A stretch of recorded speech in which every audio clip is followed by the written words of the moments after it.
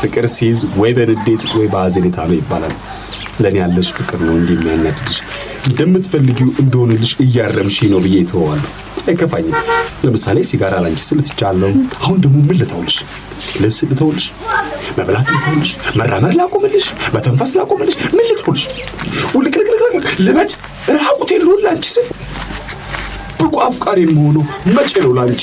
ይህንን ማስቲካ ይዘህ ከፊት ስትጠፋ። ይህንን አልፈልግም። ለማዴን ታውቃለሽ። ያውልህ ቢያንስ ይህንን እስክትጨርስ እኔም እፎይ ብዬ ልስራበት። አንድ ብቻ ነው የምፈልገው። ለአንድ ብቻ የሚሆን ሳንቲም ነው በኪሴ ያለው። ውሰደው፣ የኔ ግብዣ ነው። እሱን ሳትጨርስ ግን ወደዚህ ዝር እንዳት። ኧረ እባክሽ ማን ስለሆንሽ ነው እኔን የምትጋብዥኝ?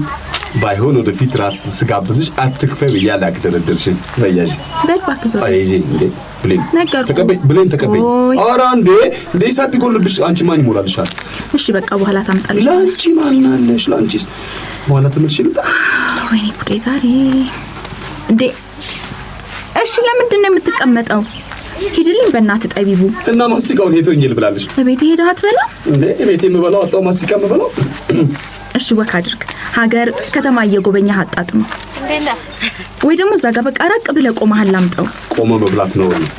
እስቲ አንድ ጊዜ ተይላኝክበት። ቢያንስ 1 ሰዓት እኮ ነው ብቀመጥ። ጠቢቡ በእናትህ ገበያ አትዝጋብኝ። አንተ እዚህ ጋር ስትቆም ሰዎች የለበሹን እየመሰላቸው መግዛቱን እንደሚተውት አታውቅም? ዞር በል። የቱ ሰው ነው ደግሞ ሰው ላለመረበሽ ብሎ መግዛቱን የሚተው? እንደውም የሚገዛ ነገር ሳይኖራቸው ምን እንደምናወራ ለመስማት ነው 80% የሚሆነው ሰው የሚመጣው። ገበያ እየጠራውልሽ ነው ቢገባ